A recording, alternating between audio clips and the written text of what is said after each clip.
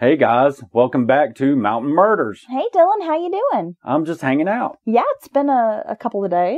Yeah, I've been working a lot, weird schedule. You've been doing all the moving, settling in stuff. We're finally there, I think. Oh yeah, it's starting to feel like home. It is. Yes, it is. And we're excited to be back talking about our favorite thing, true crime. Love the true crime.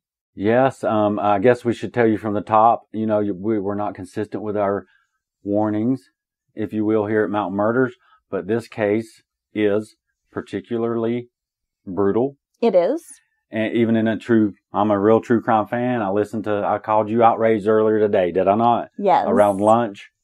Anyway, we'll talk about that later, but I take it seriously. But yeah, this is rough. So if you don't like the really dark, descriptive, bad stuff, then this might not be an episode you want to listen to. That is true, because It is a pretty horrific case. So we do want to give you a little bit of warning. Of course, the Pee Wee Gaskins, the 2-part case that we just did, The Crimes of Pee Wee Gaskins. If you haven't checked that out, make sure you go give it a listen. It's pretty rough. Pee Wee was sadistic. Yeah, he was and I just totally don't know why he's pushed to the side. Sick little man. In the top 5 or 10. But anyway, yeah, Pee Wee was rough. Mountain Murders is tackling a case that a lot of people regionally, kind of around us, know about, but it didn't get a lot of coverage in the media, like nationally. And as I said, it's a pretty horrific case. I can't imagine why. There had to have been some reason, because it's sensational. It's the type of stuff they report on. Well, there are maybe some factors, and we'll get into that maybe towards the end. Okay. When we kind of have a little discussion about what's happened. Are you ready to get started? Yeah, let's dive right in. Okay. Channon Christian and Christopher Newsom were a young couple living in Knoxville, Tennessee. Channon was a 21-year-old student at the University of Tennessee, and Christopher was a 23-year-old who had been working as a carpenter. Now, Chris was quite athletic growing up. He had played baseball, and there were several people who said in interviews that he was such a talented, gifted athlete that he was good enough to play at the next level. Really? But he didn't want to go to college. He was a gifted tradesman. As I mentioned, he was a carpenter. He's been described as being really friendly, outgoing. He was the kind of guy who was popular, but never knew a stranger. Those guys in high school. So this dude is handsome, smart, good work ethic. He's all that shit. A good friend. Young, just a good successful. person. He's working as a carpenter. He's pretty gifted, at this job. Right. Making good money. Oh, you can make huge money as a carpenter. He was the kind of guy, we all know those athletic jocks in high school who, they were jocks and they were popular, but they were kind of assholes. Right. But he wasn't. Everybody says, he just didn't know a stranger, just a really friendly guy, down to earth, kind of nice to everybody. It just sounds like good, wholesome, kind of all-American kid. Yeah. And Channon was born April 29th, 1985 in Texas. So she was just, as I mentioned, a little bit younger than Christopher, but not much. Not creepy younger. She lived in Louisiana. And then eventually her family moved to the Knoxville area in 1997. She was a senior at UT and she was majoring in sociology. Both were described as good kids. Channon was a full-time student. She was working. Both kids lived at home with their parents. So they weren't living out on their own, partying, being wild. These were two very responsible kids. No, they're doing all the stuff parents will want their kids to do when they become that age and start turning into adults. Exactly. And these are two kids that perfect. They're young, they're bright-eyed, they're both good kids, and they really have their future ahead of them. Yeah, the old timers would be like, those two are going somewhere. Exactly. And you'd be like, oh. The world is their oyster. Yes. Kind of thing. Which right. I never understood. I hate oysters. Well, we didn't understand it because we wasn't in people. Well, yeah, I guess so. But they sound like that couple. So when somebody said you were going places, they meant probably the county jail? They'd be like, no, would you just go places away from here? Yeah. I think that's what they were meaning when they said that to me too. Yeah. In only a few months, this couple had fallen in love very quickly. This relationship was still very new. Okay. They had only known each other a few months, but it had blossomed. They're young and they're in love. Something. Just like when I met you. Baby. It's true. Yeah. I'll tell you about it on an extra episode. Our relationship, we were kind of like the fast. Oh, it was very fast. It was fast and hard. It's true because we pretty quickly fell in love. Did I call you and was like, I think we should just see each other? Yeah, after What, like, is that, I think it was like our second date. is that my Napoleon Dynamite romantic line that you remember? Yeah, and I was like, what, huh? Are you like asking me to go out with you? Like I should check yes or no? And you were like, yeah. Gosh. My lips really hurt from kissing you. This bomb's no good.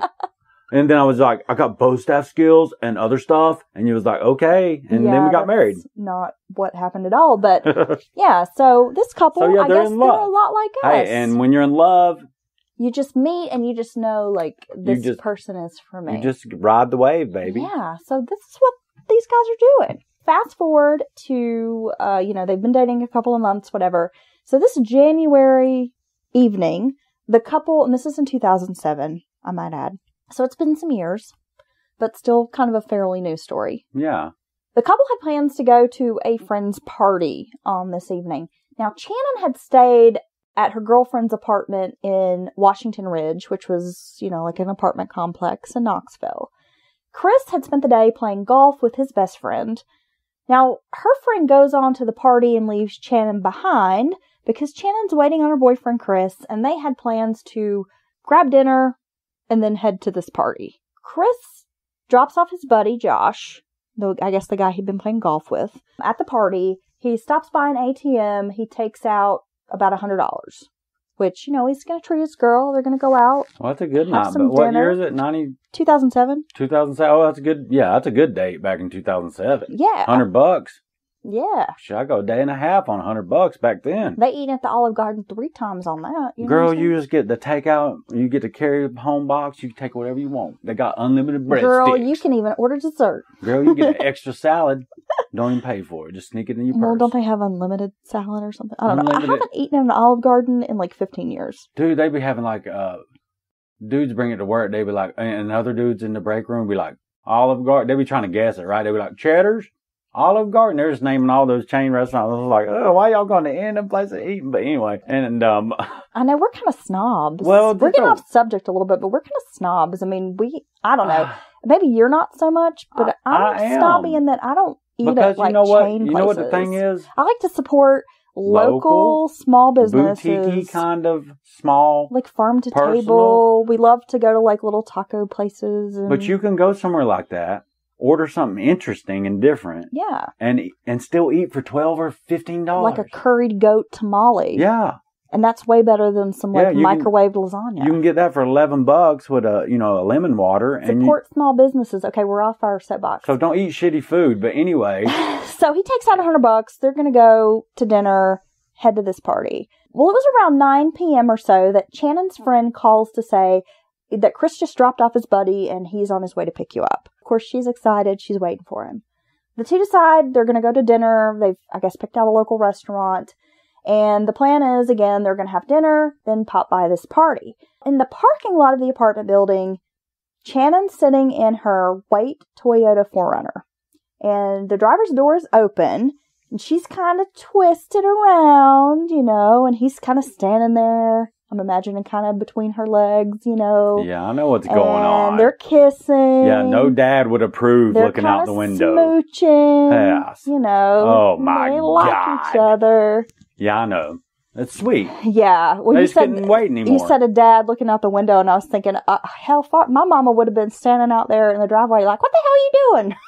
No, that wouldn't have even happened in the driveway. Even dads that didn't know these kids would not look ashamed and wag their finger. Give that look. Yeah. Okay. They're kissing, having a little romantic moment together. Yeah, just a little sweet. They haven't seen each other all. Yeah, you know how they like each other. You know how it goes when you're in love. Of course, I'm sure they're kind of distracted because they're just focusing on each other. Yeah. When out of nowhere, a car pulls into this parking lot and some guys jump out. They find themselves in the midst of carjacking. There were 2 guys.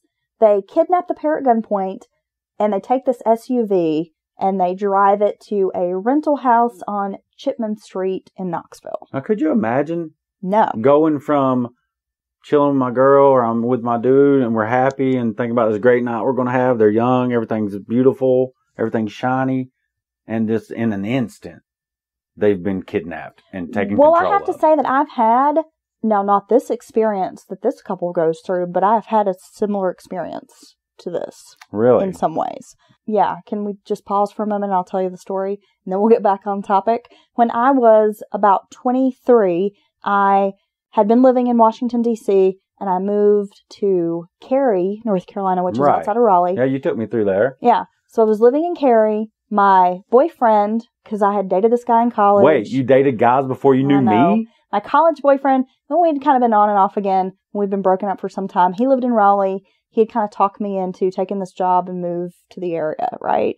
So I moved down there after having lived in the city. So I'm in Raleigh. It's not really a big city. Well, you told me Cary back then was nothing compared to what it is now. Well, right. But even Raleigh, I mean, even though it's not the that capital, it's just not They just now sketchy. Started building above 4 floors in downtown or something. Right. So he lived in downtown Raleigh within walking distance to kind of the popular strip where there's lots of bars and restaurants. Yeah, I've never been in Raleigh, honestly. He lived across the street from a damn Mellow Mushroom. Okay, I mean, so you know this is not Are you like trying to make me jealous? Yes. I want to hang out with this dude. I'm just painting the picture that this is not like a bad, this is not a bad neighborhood. Right. Right? This is a very white neighborhood. Yeah, it is. When he lives in like a duplex, little house that's, you know, like everything's cute. Right. So he'd gotten off work. He worked at a Kinko's. Like 3 to 11. So he'd gotten off work and it was late at night, but he was like, hey, I'm starving. Let's, we were going to hang out, watch a movie or something. And he's like, well, can we walk across the street and get something to eat? I'm so hungry. And I was like, yeah, sure. I had already eaten. I mean, it was kind of late. I didn't even take my purse with me, like, to go out. You're just alone for the ride. I just was walking with him. Okay. We go, there's like a little taco kind of shop nearby. He grabs like a quick burrito. We're in this restaurant maybe like 15, 20 minutes. I bet he gives you a burrito. Oh, shut up. And then God. We are walking back to his house and we're like, on the sidewalk in this very residential, quiet, nice, calm, quiet, right, kind of nicer neighborhood. Having a chill these are nice moment. Houses. Right, okay. Some of them are really so what the nice fuck happens? This car pulls up and like drives by us and then goes down to this dead end street, turns around and comes back. I look at him and I jokingly go, what are we about to get gangbanged or something? Like, know, are these some gangbangers? Oh my God, they fucking roll up. 4 dudes jump out of this car, run over. One of them pushes me onto the sidewalk and then they just start like beating the shit out of my boyfriend. What the fuck? Yeah. So I'm like fight or flight. My first instinct, I mean, you know me, I'm like a little spider monkey. Yeah, but was like, I'm about to roundhouse kick somebody in the chest. But your reptile part of your brain said you might need to get up out of this. But then I was like, what? They got a gun? Oh my God, there's 4 of them. This could get bad. And this is they're already fucking dude Well, up. I always remember. Ain't no sense in fucking me up too. Right. Well, I always remember people saying, if you're ever in trouble, don't scream like rape or help. Fire. Scream fire. So I start screaming fire at the top of my lungs, running down the sidewalk. I run into his house. His roommate and like a couple of buddies are sitting around the table like playing cards, poker or something, or Magic the Gathering. I don't know. They're kind of dorks. And they're like, what? And I'm trying to tell them like, oh my God, what's happening? Well, I guess they thought I was joking. What? Because they're like, that's not even funny. And I'm like, I know. Well, then they're like, dude, she's not fucking kidding. So then his roommate, who's a huge dude, and some other guys, they like jump up. One of them grabs a baseball bat. They like run out there. Well, of course, as they are running, trying to charge these dudes, those dudes jump in the car and leave. No shit. Yes. But they fucked my boyfriend up. Why? Was it going to fuck somebody up? Well, I don't know, because I didn't hear because I was just like, I'm getting out of here, right? Yeah. But he said that, of course, while they're just like beating the shit out of him, they're like, give us your money, give us your wallet, give us your watch. Like, they're trying to rob him. Yeah, maybe it was some huge gambling debt you didn't know that your boyfriend had. And he was just like, okay, I've got on like a $50 Fossil watch and I have like maybe $10 in my wallet. Yeah, but you can have it. Because I just ate a burrito. No, but don't take my Swatch. I got that in 8th grade. Right. But we had to go to the emergency room, call the cops. Wow. We had to go that fucked your evening to the police station. I had to look at like photo lineups. Oh my God, you were enjoying that. Don't lie. Well, at that time I was like terrified. Okay. But I thought you just might think it was cool to be in a police station. Oh my God, it was such a thing. Okay. So, but that was probably one of the scariest things that's ever happened to me. Because I've never really been involved in like crime. Well, I guess you could imagine the first instance so of their feeling. So I can tell you, one minute you're like hanging out with your sweetie pie. Yeah. Having a good night. Right. Holding hands. And next minute, there's all these dudes kicking the shit out of your boyfriend. Yeah. Yeah. And it's fucking scary. Get the fuck, you gotta be out, dude. Look, there ain't no sense in both of us getting fucked